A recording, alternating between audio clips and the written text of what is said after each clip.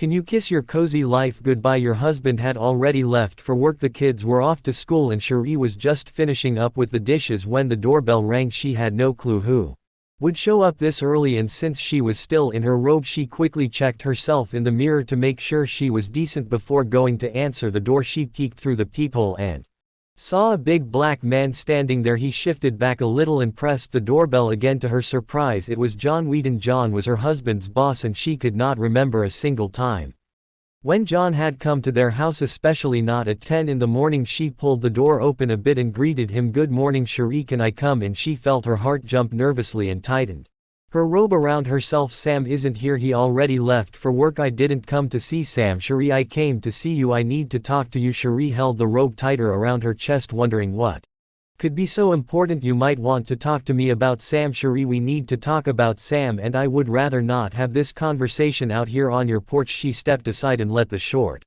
stocky, bald black man into the house. Cherie guided him into the living room, and when he sat down she asked softly, "Would you like some coffee while you wait?" "No, and you don't need to change clothes either. It won't take long. I'll just say what I came here to say, and if things don't go the way I hope, I'll walk away." Cherie settled into the armchair across from the heavy-set black man and waited for him to speak. "What kind of woman are you, Cherie? Are you a loyal wife, a caring mother, someone who would do anything to keep her family safe? What are you trying to say, John?" Cherie asked, trying to keep her voice steady. "It's a simple question, Cherie. Are you the type who will do whatever is needed to protect your family, or are you just going to think about yourself?" Cherie stared at him for a moment, her eyes narrowing, then she stood up abruptly. "I think you should leave, Mr. Wheaton. I really think you should just go." John's eyes stayed fixed on her and his voice dropped lower. "I think you should sit down and hear me out, Cherie. If I walk out that door right now, your whole world will fall apart before tonight." The cold certainty in his words made Cherie pause. She looked at him, her anger turning into an uneasy dread. Then slowly she sat back down. "Good, now let me just tell you everything straight. Sam's been stealing." Cherie shot to her feet again, her face burning with anger. "That's not true. That's a lie. Get out of my house right now. I want you gone." But John didn't move. "If I get up and leave right now, Cherie, you can say goodbye to this comfortable life of yours. I have everything you need. Proof that Sam stole from the company, and if I stand up and walk out of here now, the first thing I'll do when I get back to my office is pick up the phone and call the police. Do you want to have to sell your house just to post bail for Sam? Do you want to drain every penny you have on lawyers and court fees? If Sam goes to prison and stops bringing in a paycheck, how will you put food on the table and clothes on your kids' backs? You really should sit down and listen to me, Cherie. I don't believe you." She snapped. "Of course you don't. Sam's your husband, and as far as you're concerned, he can't possibly do anything like that, but he did, and I've got every piece of evidence I need to prove it and send him away for the next 10 years. If what you're saying is true, then why are you standing here in my living room instead of sitting in your office calling the police?" "Because I see this as a chance you probably don't understand, Cherie, but it's really very simple. I've wanted to be close to you for a long time, ever since Sam brought you to that company picnic. I've been in love with you since that day, and now this is the only way I can have you." Cherie's face drained of color as she realized what this short, balding man was really saying before she could get a word out. He went on, "So we're back to my question. What kind of woman are you? Are you going to do what you have to do to protect your family or not? It's a one-time thing and it will make sure your family stays safe. Sam will be let go because of the so-called economic downturn, but he'll get an excellent letter of recommendation. I'll bury this whole mess and no charges will ever come up. Sam will never find out what almost happened, and he'll walk away thinking he just got lucky. All it takes for this to happen is a few hours with you. The decision is completely in your hands, Cherie.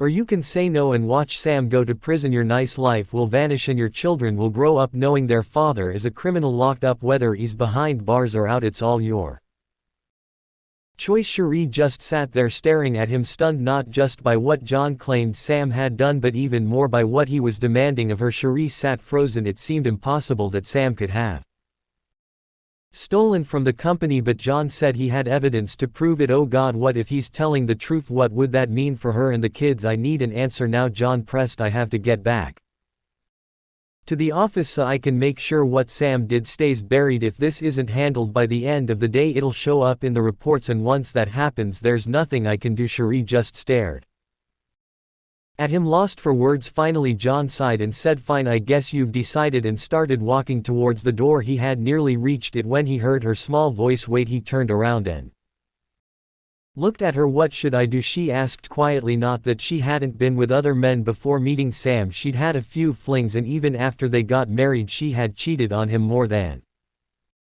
once, but that had always been her choice. Now it felt completely different. This time she was being pushed into sleeping with a heavy balding man who reeked of cigars. Sure, she would be getting something out of it, but she couldn't help wishing it was at least someone she found attractive. The thought of the camera made her stomach turn. John had explained it was for his own protection. I can't take the chance of you turning around and calling the cops on me. This recording shows you're doing this willingly. It's my insurance just in case you suddenly change your mind. Paradise. He recorded her as she slipped on a pair of high heels and lay down on the bed. She did exactly as he told her to do and wasn't surprised when after a few minutes of him touching her she felt her skin start to tingle.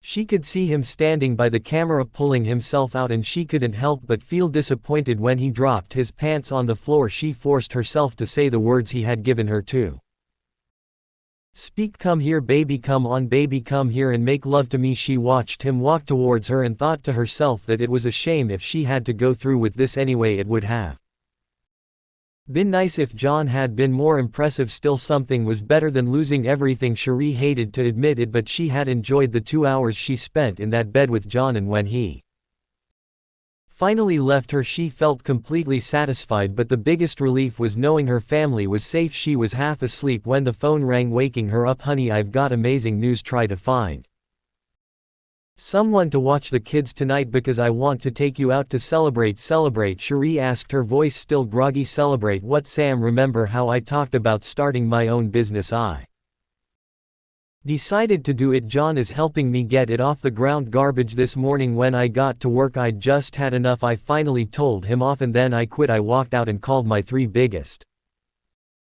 clients, and guess what? They left John and came with me. I spent the whole day renting a small office making all the calls I needed and getting things moving. Tonight I want us to go out and celebrate.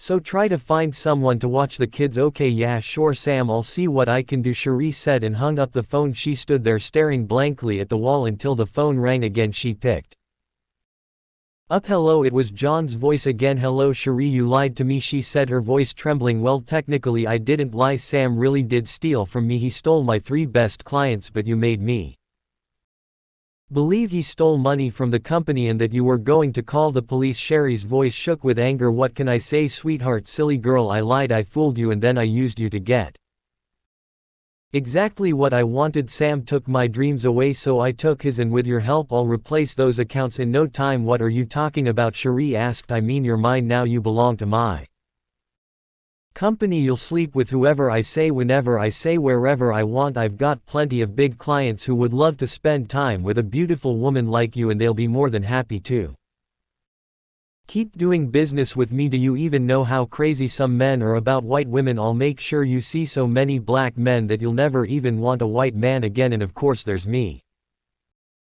too. You'll have to make sure you keep me very happy. You're insane, Cherie whispered. You're out of your mind if you think I'm ever going to go along with any of this, Cherie snapped, her voice shaking. I'm not out of my mind, sweetheart. John's voice came through the phone, smooth and cold. I have that video, remember? I doubt you'd want anyone seeing that. Cherie stood frozen with the phone pressed to her ear, staring blankly at the wall as the full weight of what John had just said sank in. Cherie, come on now, don't be so quiet. His voice cooed through the line. Talk to me, my sweet little fool.